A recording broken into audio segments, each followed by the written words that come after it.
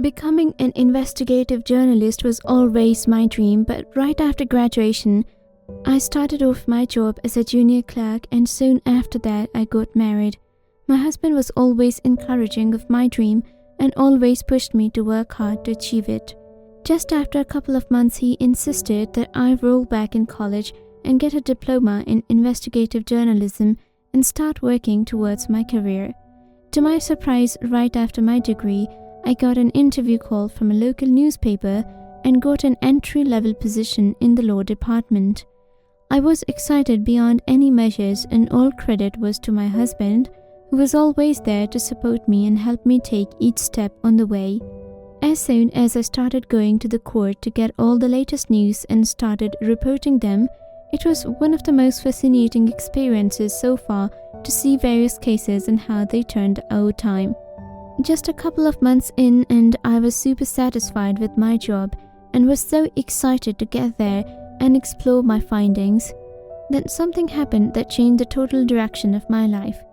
Who would have thought that just one day can bring total collapse to one's person's personality and reveal a whole another universe that they have been hiding from you? Exactly similar thing happened to me that one fateful day.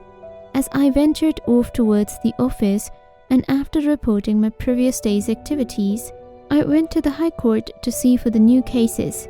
Somehow today I was curious about family cases, and I wanted to explore this department to see what has been happening on this site. After hearing my first two cases, I was bored of the mundane routine of the same cases repeating themselves, and I started to explore different rooms where I could find something interesting. Suddenly, I heard a very excited man who had just won the case and was shouting out of happiness. Upon my inquiry, the assistant told me that this person had won the custody case for the second time in a row from his previous wife and was excited to have his children back. This was indeed very happy as I was about to start writing about the case. I suddenly saw a familiar face, and it was actually my husband who was standing there with a 7-year-old boy and was shouting out of joy. It was a confusing moment for me as all the emotions in me were starting to bubble up.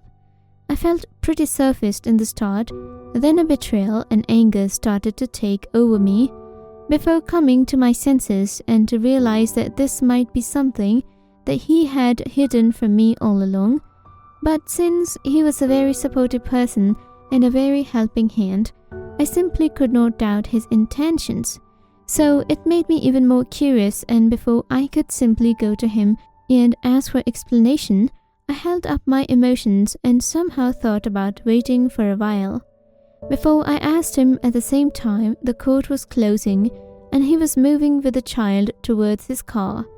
Instantly, an idea came to my mind, so I went back in car and waited for them to leave the court so I could follow them and see where this all leads.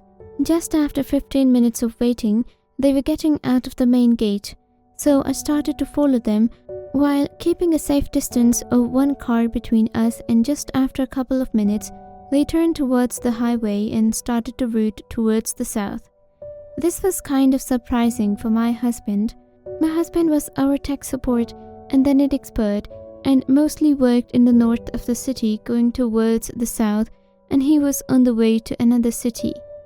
I started to follow them as a fit of the page. I was always behind them. I was still wrapping my head around what I could just observe in the court and how this all could be possible in any way, in how a world this could be connected to a bigger picture, and what actually was doing while I was processing this on and trying to digest this whole. Suddenly, a big 20-wheeler started to turn left and uncontrollably move faster. It started to scratch other cars. I immediately slowed my car and left the lane just to be safe.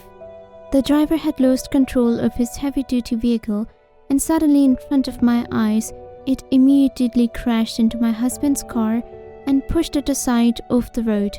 Within a split second, the car turned over and was in the fields. I was horrified and shocked to see such an incident just happen within moments in front of my eyes. I had no clue how to react to this. Then suddenly I remembered my training and immediately called first aid and 911 without wasting any time. I parked my car and went towards his flipped car to see if the injuries were fatal or not. They both were unconscious. Before I could take any step to remove them from this machine, I remembered that without the help of a professional, this could result in some serious damage. So I waited for the ambulance to come, and as the police arrived along with ambulance and first aid medical staff, I explained everything to them, and they started investigating the truck and pronounced that it had lost its motor functions and electrical controls. That's why this incident had happened. They immediately took my husband and 7-year-old boy in an ambulance towards the main city hospital. I was right behind him and started to pray for them. As we reached the hospital, we moved them to an emergency ward after stitching them. After the first proper medical checkup, they transferred them to the ICU ward, where they were kept under high alert top specialist doctors. As he was unconscious, I sat there and waited for him to wake up. After sitting there for a couple of hours and thinking about all the events that had happened today, I was still curious because things were not adding up on how this all was happening. So I wanted to go through his phone, but it had a sensor locked. Since he was unconscious, I simply put his thumbprints on the cell and it opened. I wanted to see who he had been communicating with and what had been happening on the other side of the story, to make sense of it all. As I went through his messages, the latest messages were of a woman named Nora, and they had been having pretty aggressive and heated debates over the custody of child. After going through 2 hours of the whole conversation, I came to know that my husband was previously married. He had mentioned, but what he skipped was they had children and she was the mother who wanted custody. And today my husband won custody of a second child who was 7 years old. So the doctors came and told me that the reports might take one more day and they have to make sure that there was no brain injury, so the MRI would be done by tomorrow. So I had to wait for like 24 hours. In the meantime, I came up with the idea so that I could meet her and hear her side of the story. I texted her from her husband's cell phone and requested her to meet him, which she clearly declined and refused to see me. I was pretty angry about such a message, so I came up with a very specific strategy. I sent her the text from my own cell phone as a lottery winning team and told her that she had won the contest of grand prize, which was on her way to finals, and we wanted some info. Would she be interested in meeting? She immediately accepted, and we set up the meeting next day to have a coffee at the cafeteria nearby hospital. Next day, I was sitting in the cafeteria waiting for her, and as she came, the first thing that I observed seeing her dressing was that she was a troubled woman and she had no sense of quality. After introducing each other, I right away told her the real reason behind meeting, and otherwise she would not have met me, and that my husband just got into an accident and was in a coma, and the child also sustained heavy injury and was admitted in ICU. She started telling her side of story as she and Alan got married like 7 years ago, and it was a love marriage, and everything was smooth as they had their first child. Sadly, due to unforeseen reasons, he had passed away, and since the whole family was insured, she got a pretty heavy amount of insurance claims. Shortly after the tragic incident, she got herself on drugs and was unable to do her job properly, and soon after that she got pregnant again, and the second child somehow was also able to sustain the injury which he got from failing the roof.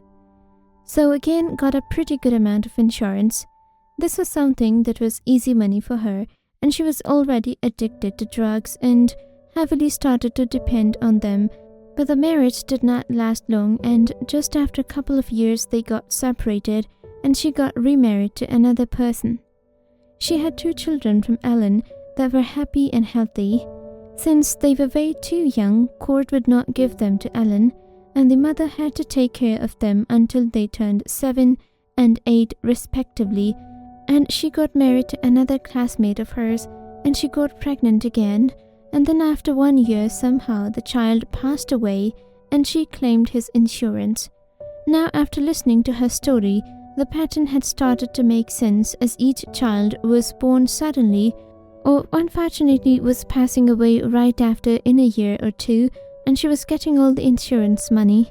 That's when the whole image got cleared in my mind, and I felt how lucky I am to have a husband who was really not supporting me emotionally, financially, but also was fighting for the life of his previous 2 children, which he had no doubt might get hurt given her ill mind. As the intentions of this lady were evil and had no moral compass, and her brain was totally unstable. After that, she requested me to see her child and Ellen. So I took her to an ICU where they both were lying. As she saw her child, she started to create a drama for attention. So I stopped her and said it's better if she leaves. She wanted her child back and refused to leave, and even tried to snap the oxygen pipe of the child. This really baffled me and made me furious. So I immediately called the cops and told them the whole story. As an investigative journalist, my audio recorder is almost always on. So her whole conversation was not only recorded, but was also immediately sent to my chief editor, and police immediately took the notice and detained her for fraud and prosecuted her for murder charges. Now she is in prison for a life sentence. While I sit here and pray for the life of my husband and this beautiful little child, I immediately pledged not to only take his children as my own, but also to support an orphanage and fight for the justice of these innocent souls in each possible way I could.